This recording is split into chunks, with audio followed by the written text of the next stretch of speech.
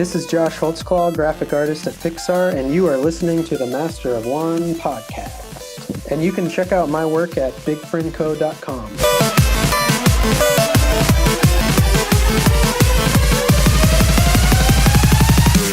Welcome to another episode of the Master of One podcast, the podcast that's got a big case of senioritis. Part 1 this week, we talk about Paragon, Mommy Dead and Dearest, Zungle, and Gone Gluten Gone. I'm Andrew, your Master of Art and Design. I'm Angie, the Master of Wit and Agility. I'm Patrick, your Master of Television and Film. And I'm Luke, your Master of Toys and Games. So sit back, put in that VHS, and get ready to coast till the end of this episode. I think there's maybe 60% of the words are real.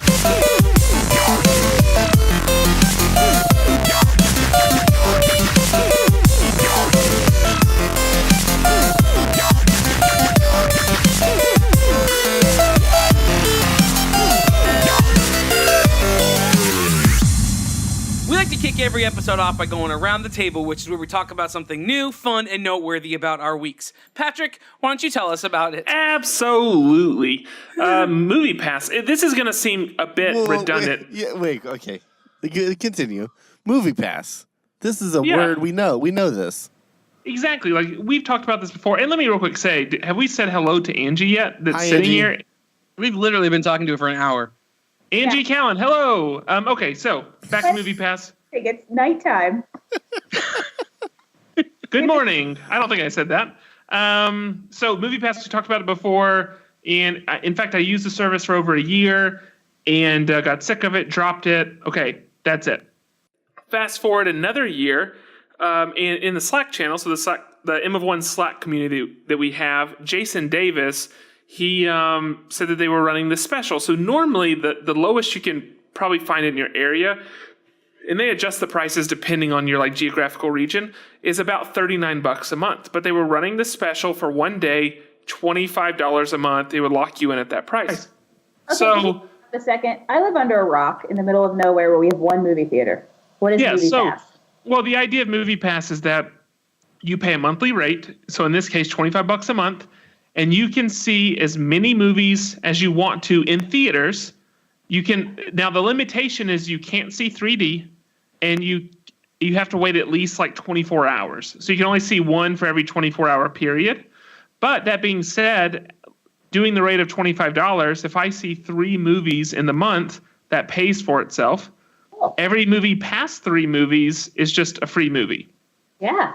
So, and we're heading into blockbuster season, and then after that, of course, award season will follow that shortly. So it should actually be a pretty good time. So I went ahead and picked that up, and so what they do, they give you a 14-day free trial to check it out. Okay, so fast forward, I have now had MoviePass for 20 days, and I just received my card today.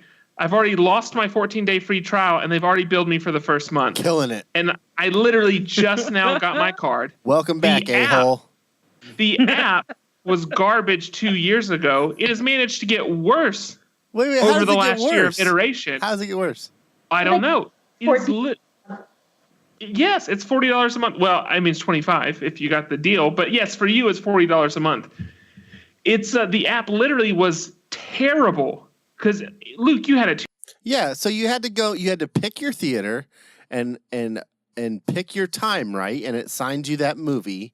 But if for some reason it didn't continue to load or it wouldn't finish loading, you would be blocked off for that movie, but it wouldn't actually show your ticket barcode. So it wouldn't give you the credit to be able to see the movie. So as far as I can tell, they've made 0 improvements in the app in the last year and have instead handicapped features that already existed. The onboarding process for the app is a joke. I mean, it is an absolute joke. Now, the letter you get in the mail looks nice. The problem is that letter took over 20 days to get here when it should have taken 5 business days. So, so far it's terrible. I am excited to see some movies. It just came in today. I'm going to get my money's worth. I'll probably, the good thing is it is a month-by-month payment, so I'll just milk it for the next few months, make back what I spent, and then I'll just cancel my membership again. So if you can deal with just an infuriating customer experience, then check out MoviePass. It might be for you. I had no problem with the service. I found that I didn't go to enough movies for it to be worth it.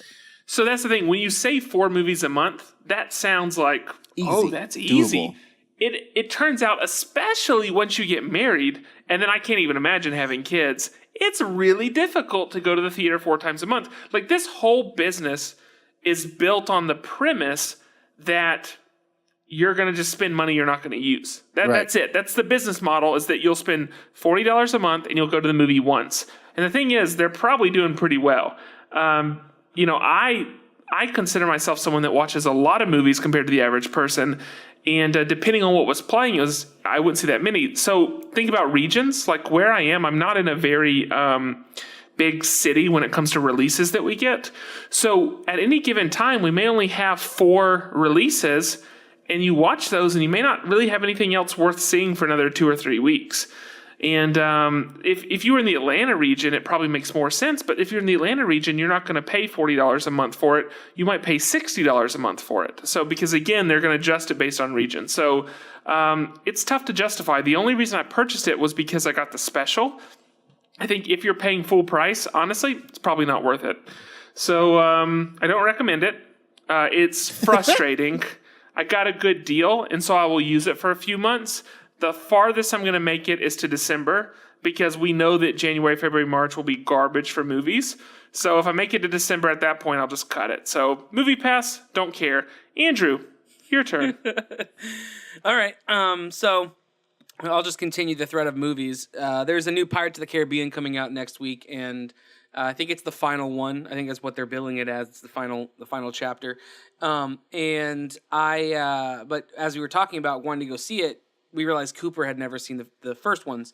So we watched the first one last night. We watched Pirates of the Caribbean, Curse of the Black Pearl. And as much as a 7-year-old can kind of give attention to it, I think he enjoyed it. He got a little bit bored with it towards the end. But anyway, after that, I was inspired to draw Jack Sparrow. So initially it was just going to be like a quick sketch, and then the quick sketch kind of turned out to be... Captain Jack Sparrow. And the quick sketch ended up being a little bit better than I had anticipated. And so then I ended up fully fleshing it out into like a fully like shaded drawing and everything. So that was fun. So I, to relive that, I think one of the greatest, probably top 20 movie, cinema lines in cinema history is the whole exchange between Jack and Commodore when he says,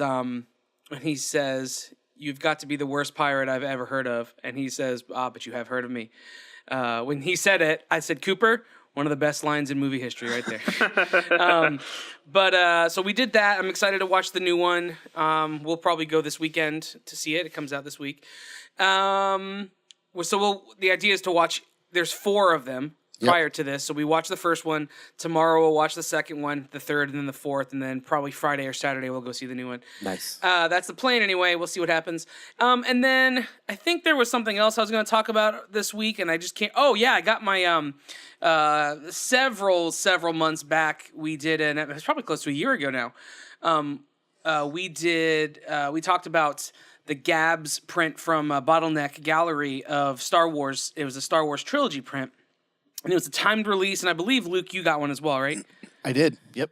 Yeah, so we both had that. A couple weeks ago, they announced that Gabs was doing a Force Awakens print, and it was being done in the same style. It goes in line with his other one, and so I picked one up. It was a time release as well, and it came in today, and it is beautiful. The colors are amazing. So it looks just like the original trilogy one, only...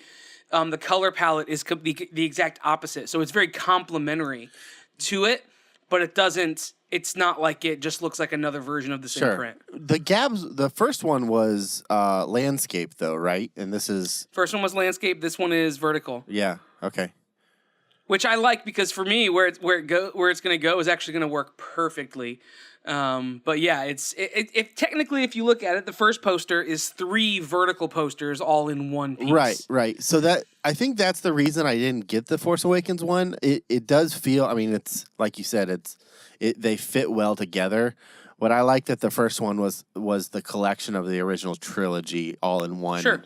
image, and this is just a one-off, and it didn't really. Yeah. For me, it didn't and this fit. one, what's great, it came with a Kylo Ren lightsaber enamel pin. Oh, cool. So that came with every purchase. But he's getting ready to come out with next week. He's releasing with Bottleneck, I believe. Nope. A Guardians of. It's not with Bottleneck. Gray Matter. Oh, it's Gray Matter. That's right. You're right. With Gray Matter, he's releasing a Guardians of the Galaxy print, and I believe it's Volume 2, but I could be wrong.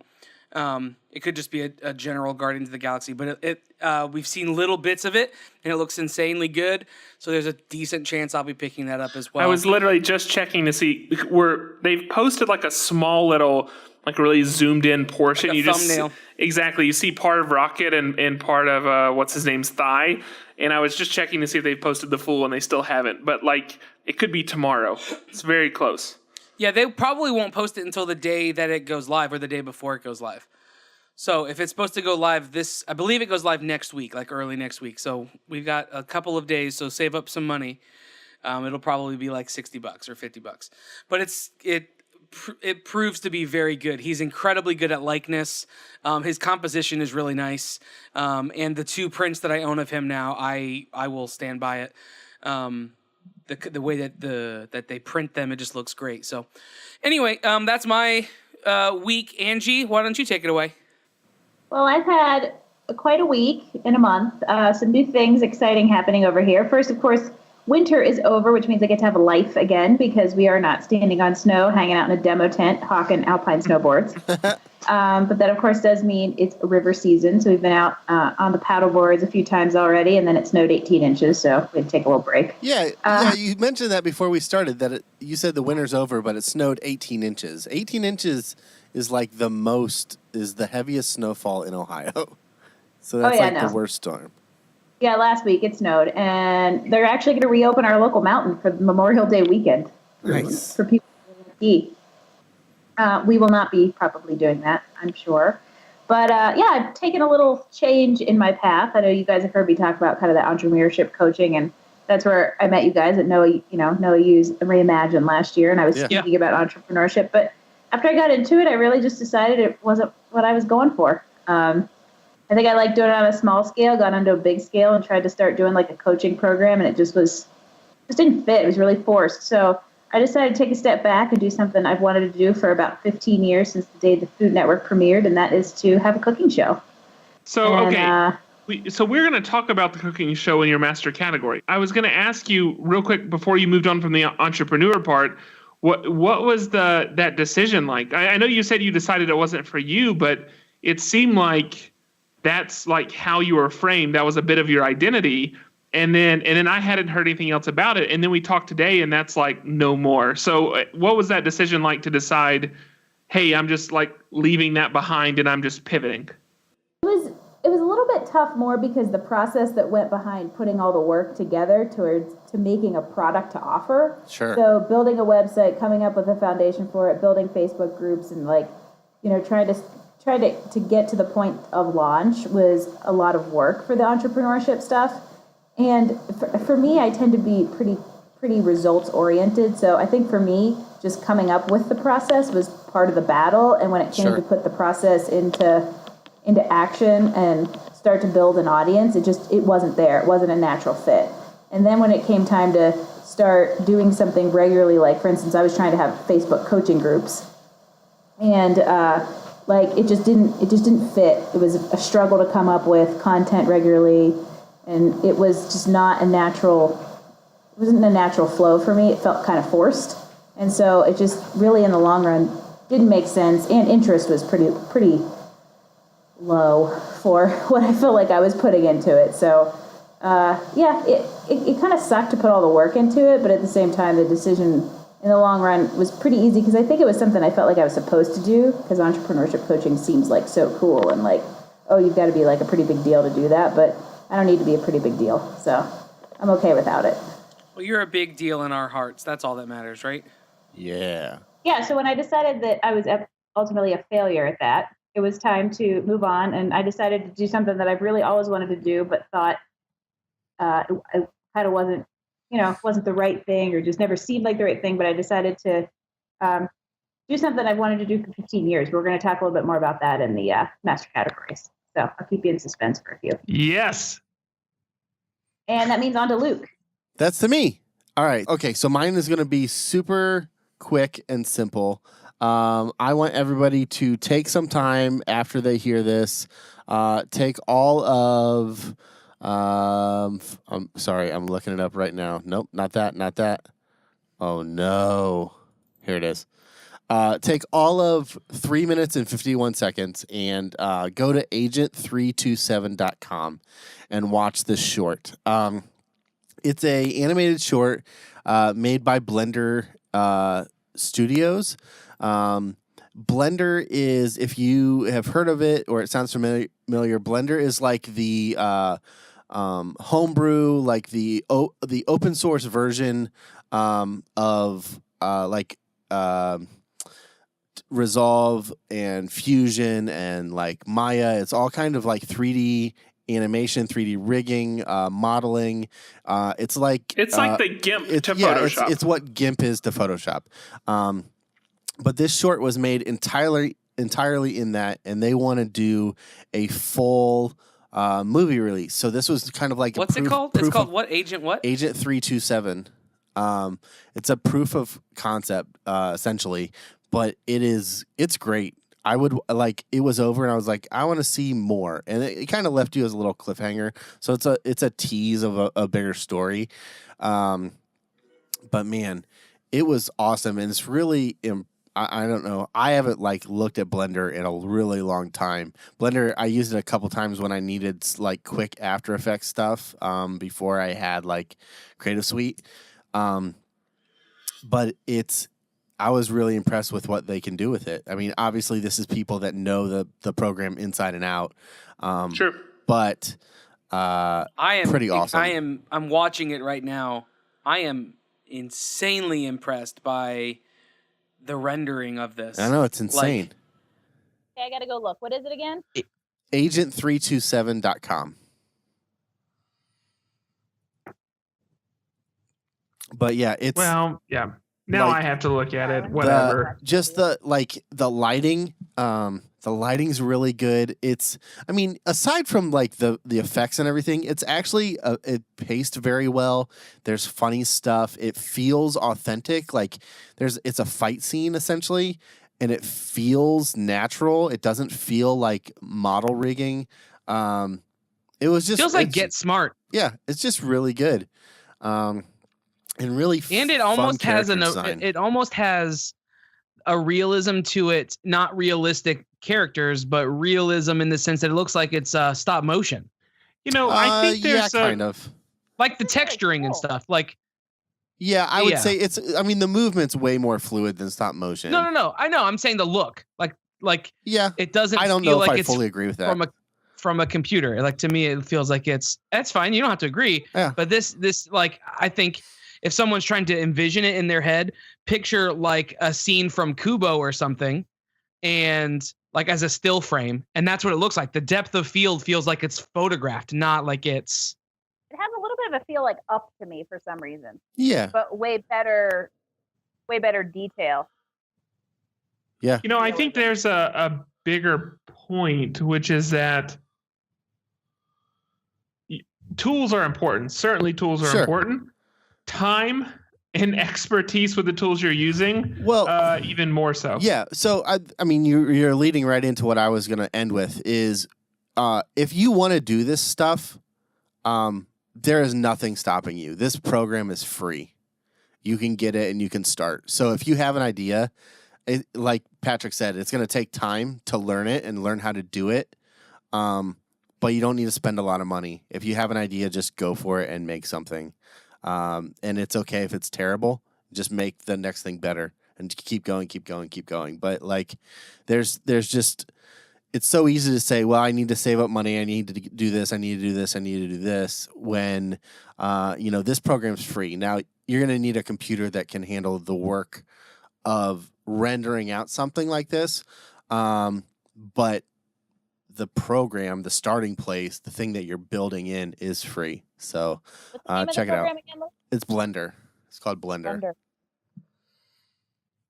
Cool deal. But that's it. Okay. Well, if that's it for you around the table, then that's it for all of the around the tables. And that means we're going to move into master categories.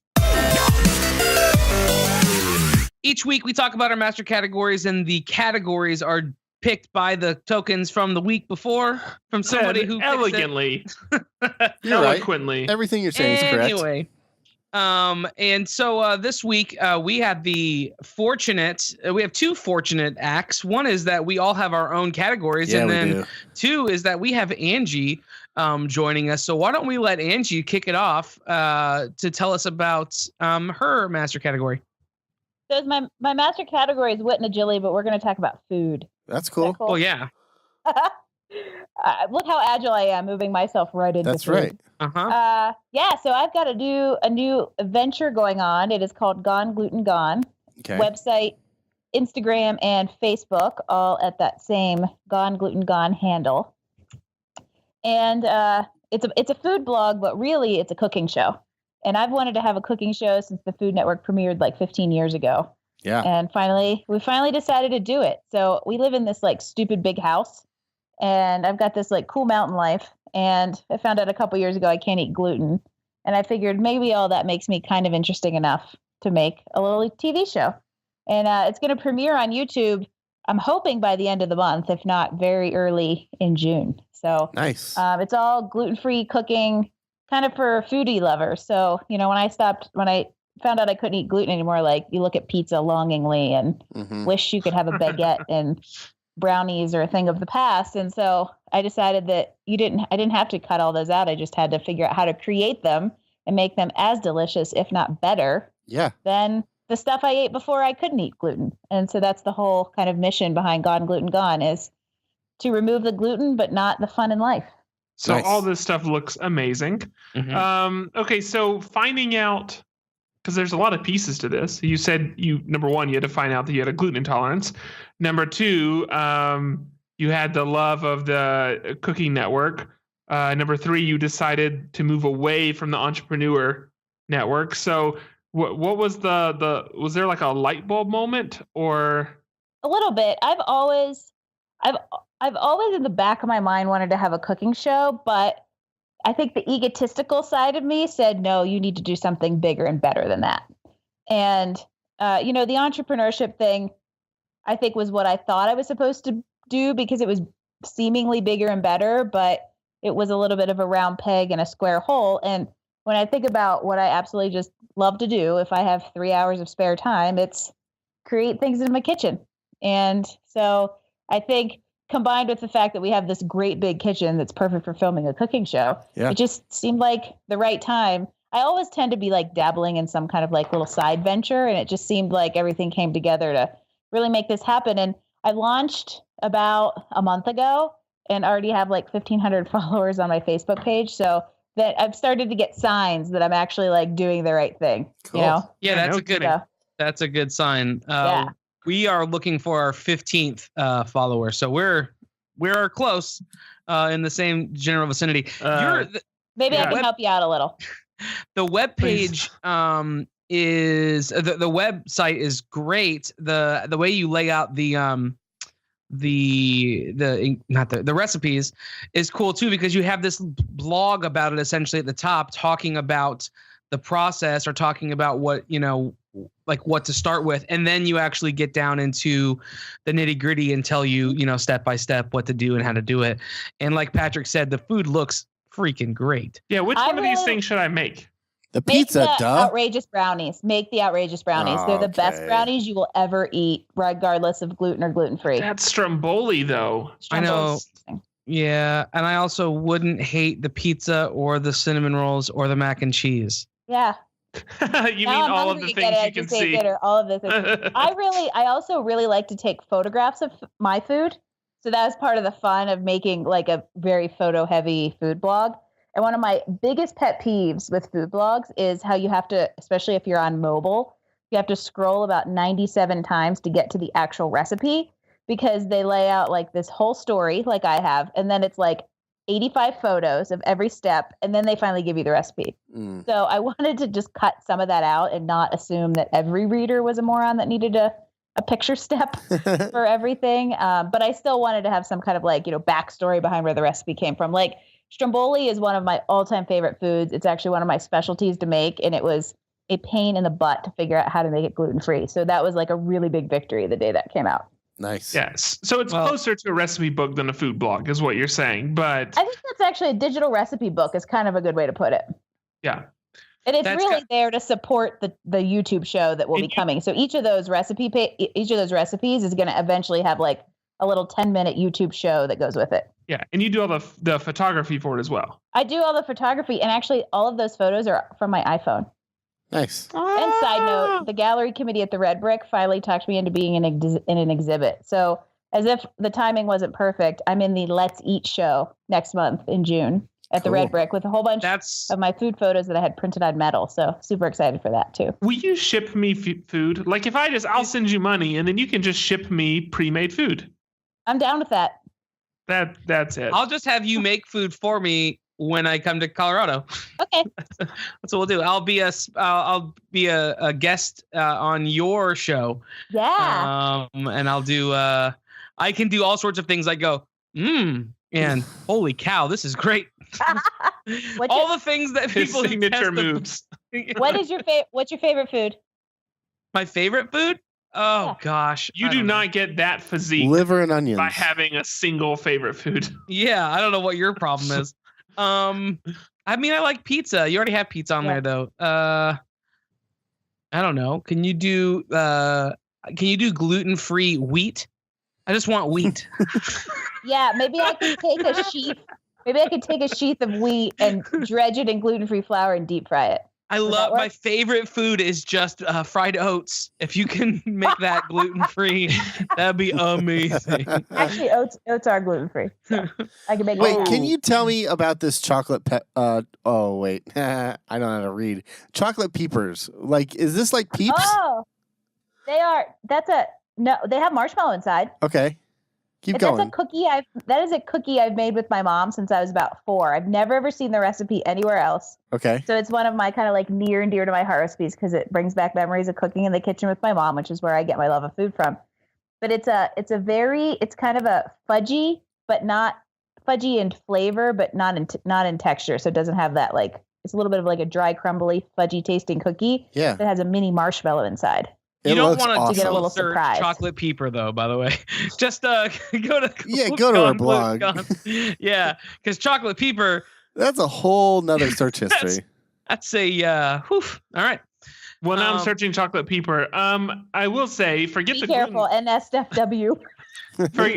Forget the gluten part. If anybody can figure out how to make a chess bar that isn't 99% just powdered sugar, let me know, because that's like my favorite freaking dessert. So. A chess bar?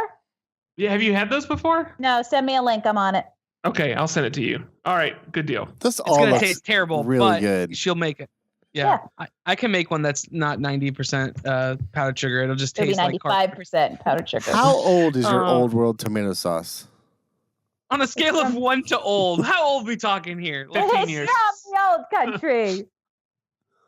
It's Old World as old as I am. Oh, that's fair. Oh, that's pretty old. All right. Ancient. That's pretty old. You're all of 22. Right. Yeah, she's an olive 22. Yeah, 22-year-old. It's the Italian in her that makes have the olive complexion. Luke. I age well, but by the time I'm 60, I'll be 4'3", so I'm good. You just shrink as you go. You see my mom, she comes up to like my nose. So, all right. So, who are you going to toss it off to? Okay, now that we're all hungry, I'm going to toss it off to Patrick. Yay! Okay, so TV and film, finally, y'all got to hear me struggle through several weeks of garbage, and I get to talk about the thing I actually know. And this week, thankfully, the TV gods shined upon me with the new HBO documentary, Mommy Dead and Dearest. So, now, this may seem kind of like spoilers, and I don't think it is because they're even in the previews, because you've seen it. No, so I know. No. In the synopsis, the synopsis does give like the pretty much the entire overview of it. And so the documentary itself is more of just trying to dig deeper and like drill down on the kind of the emotional intricacies of the actual situation. But I am going to talk about the synopsis. So if you're afraid about, I mean, some people may want to not listen, but if you've watched a preview, you're going to get all this information. So basically, Mommy Dead and Dearest is about, this is all true, it's about Dee Dee Blanchard and her daughter Gypsy Rose. And Dee Dee suffered from something called, now I don't know the pronunciation, I'm getting it wrong. It looks like Munchausen, but it's probably like Munchausen. Perfect. Yeah. And Munchausen says that basically you get satisfaction from being the benevolent caretaker in a situation. Mm-hmm. So by having someone that, you know, is in need and giving them care, that fulfills you. And so basically, Dee Dee had this kid, Gypsy Rose, and I guess at a certain point, very young, suddenly the kid couldn't walk. The kid had, cancer, and the kid had, this disease and that disease, and giving her medications, taking her to different doctors, and she just basically had a kid that was always on the edge of death, right? And it led to a lot of things. They were getting, sponsored Disney trips and housing and money and whatever. Well, it turns out Gypsy Rose was fine. She didn't really have any medical conditions. She could walk. She could eat, all those things. But because she was born in that environment, because from an early age, her mom was convincing doctors to prescribe her medication, and then this became this like landslide of doctors prescribing more medication to counteract side effects from other medication that they perceived as like default behavior. It just turned into this situation where you have this kid who's in a wheelchair with a feeding tube and on 50 medications that's actually totally fine. It's crazy. Well, it's also a lot like child abuse. And so anyway, so fast forward, of course they get into a lot more aspects of this in the documentary, but fast forward, this kid, she's in her early 20s, and she feels like she has nowhere to turn.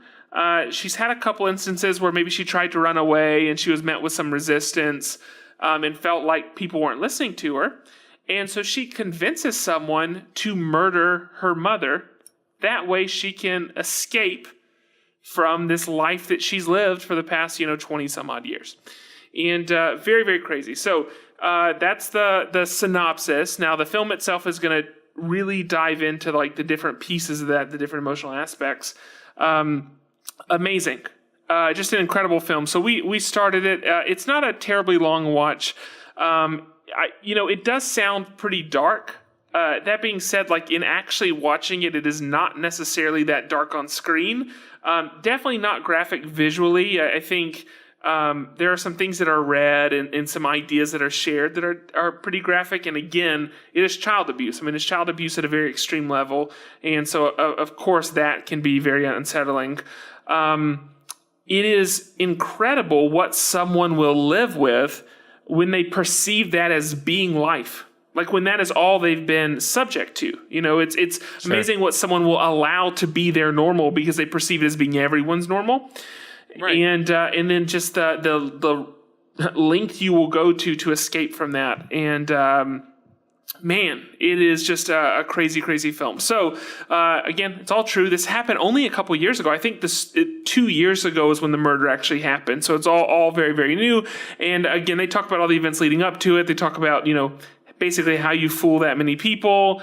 And then they talk about the kind of court, the kind of courtroom drama that followed after it, and then kind of what how that all ended up. And I'll let you have all of that, have the surprise of where all that ended. But anyway, incredible film, documentary. I can't recommend it enough. It's on HBO, so go check it out. It's called Mommy Dead and Dearest. Man, that's very cool. Yeah, I'm excited to watch that. Oh man, so I think that you're tossing it to. I'm tossing it to Andrew. Because I sung? Is that what did it? Yeah, that was the thing that did it Nice. for sure. You're like, I need him to shut up with the singing, so he needs to start talking about his thing. So my category was art and design. And so tonight I'm going to talk about a really cool new design that I saw just this past week. And so we all have eyes, right? And we use them to see. That's Most what people eyes have do. eyes. Yeah, I would say most of us have eyes. And we all have ears, or most of us have ears. I want to be politically correct here, but we use our eyes to see and our ears to hear, right? I mean, that's kind of the core basis of human design. Well, Yep. Theory. some people have decided to challenge that. So there's a relatively new concept that's out there. But there is a company that is using this concept for to give their product an advantage. So the company's name is Zungle, and the concept is called bone conduction. So conduction, bone conduction. So what they do is Zungle is an eyeglass, like sunglass company, and they make sunglasses, and they're kind of like designer looking. They're unisex sunglasses. They have several different versions, different variations of the design.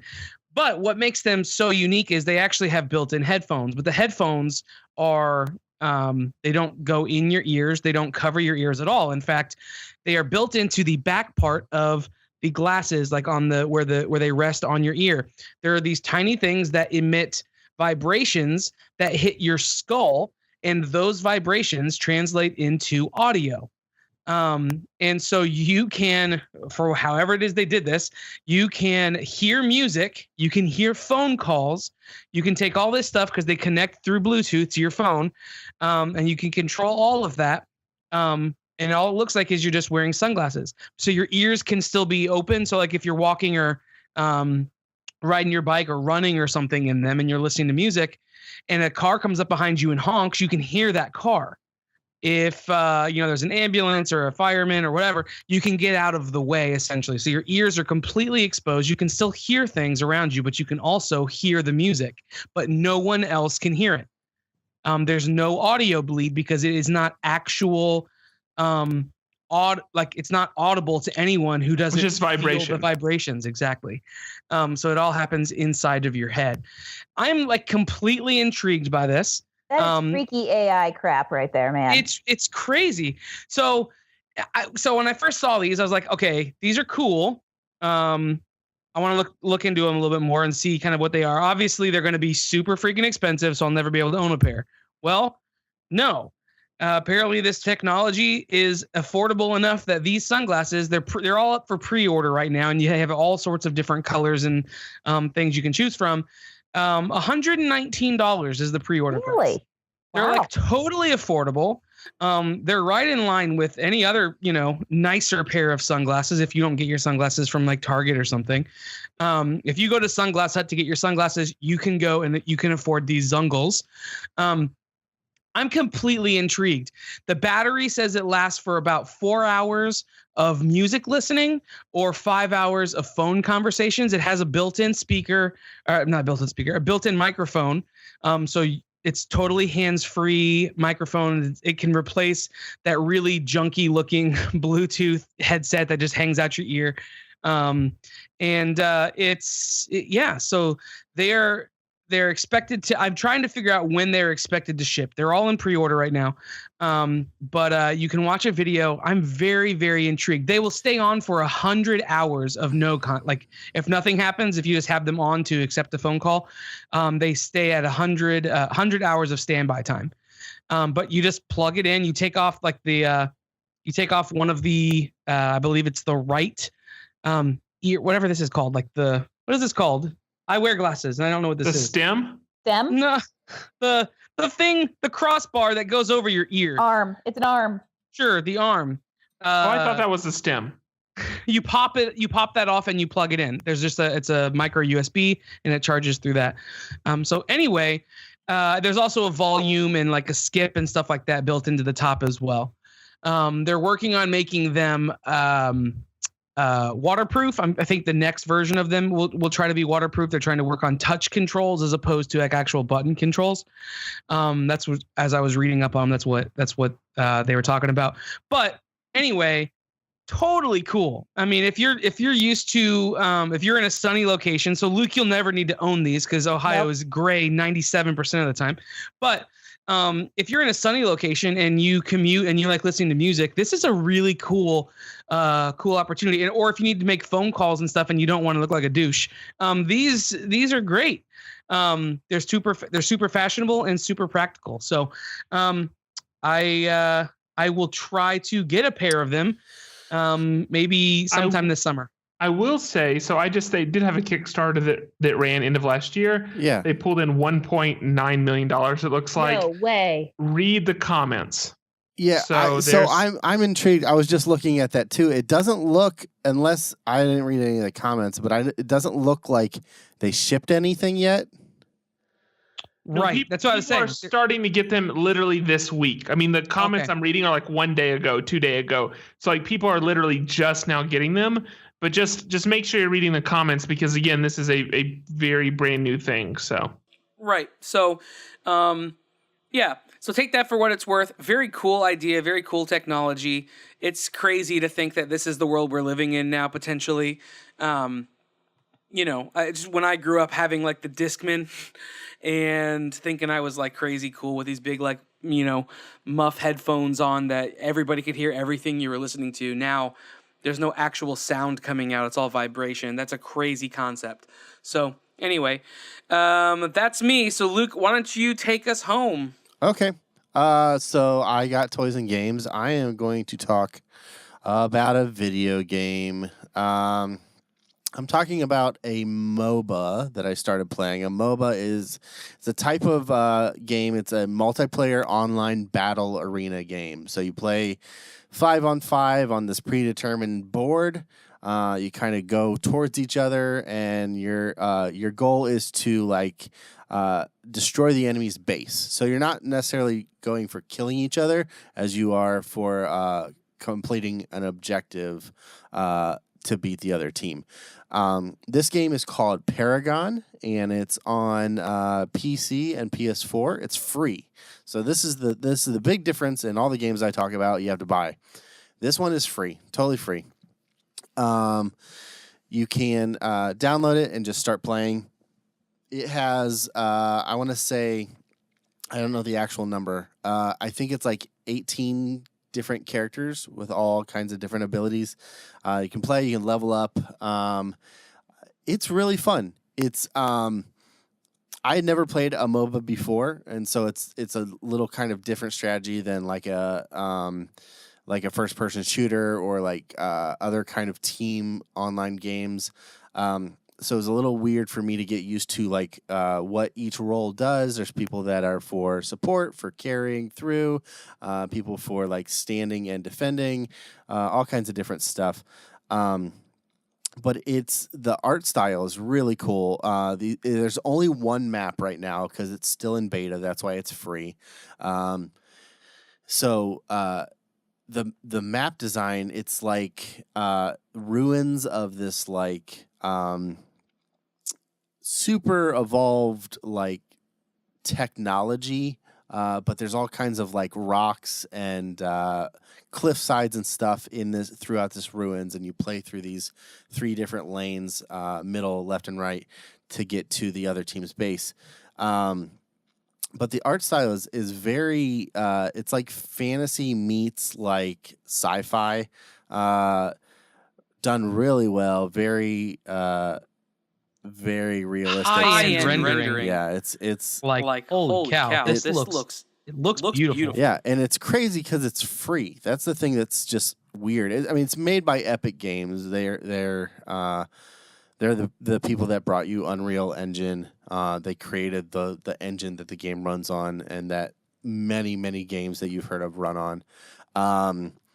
So they have the money to put into it, and their whole thing is they're going to keep it in beta until it's ready to go. Their whole thing is a lot of these manufacturers make games, put them out to try and get them traction and get in like esports and make money that way. Their whole thing is we want to make a good game that people will want to stay with and play.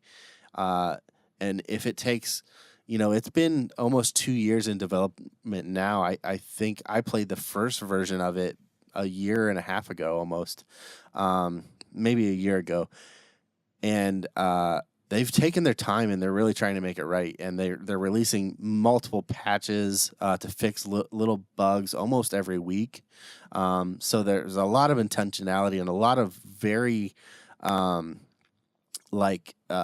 forward-facing communication between them and the community of like, hey, we saw this, we're fixing this. What do you think of this? We want your feedback.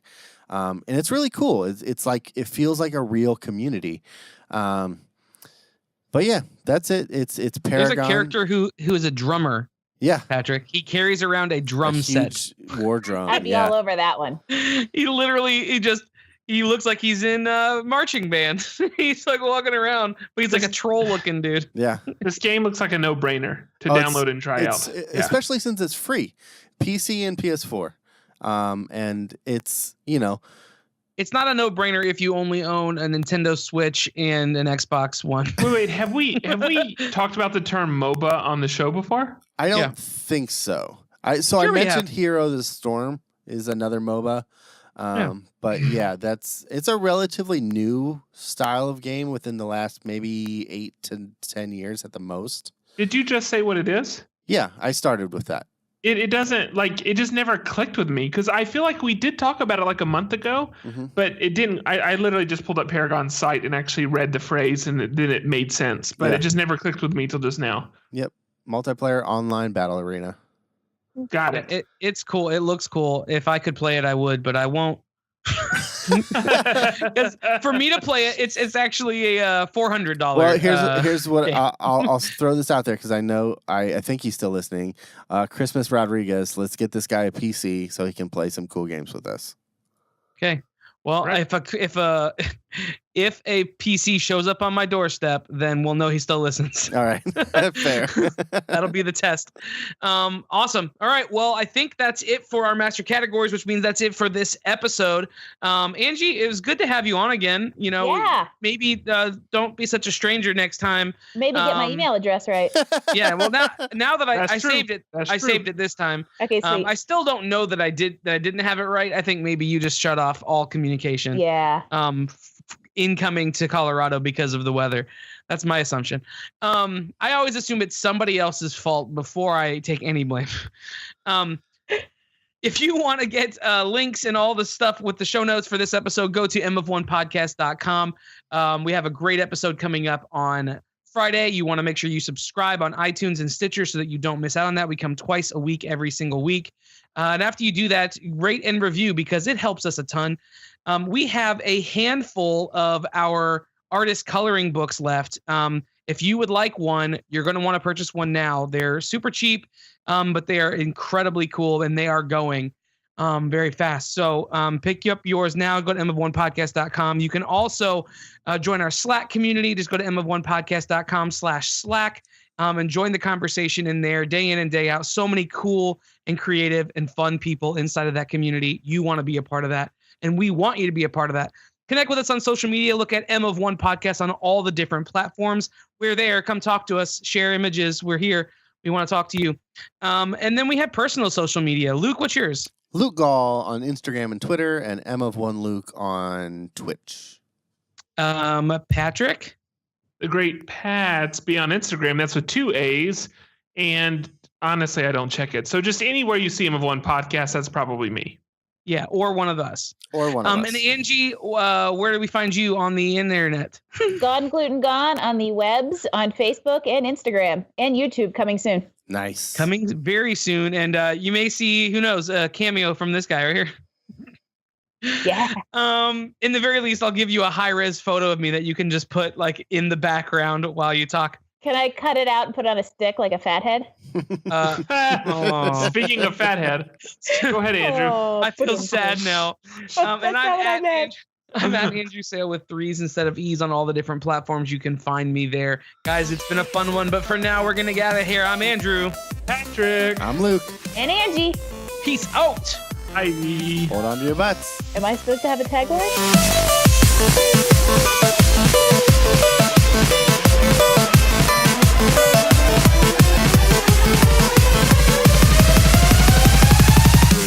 Welcome to another episode of the Master of One podcast, the podcast that's a big case of sem. What is it? Guys, I'm gonna take it again. Okay. Okay. Welcome to another episode of the Master. You're so serious. That was a very serious opening. Yeah, where's the energy? Welcome Come on, to bro. another episode. Okay, I'm the good now. Master of One. You done? Yeah.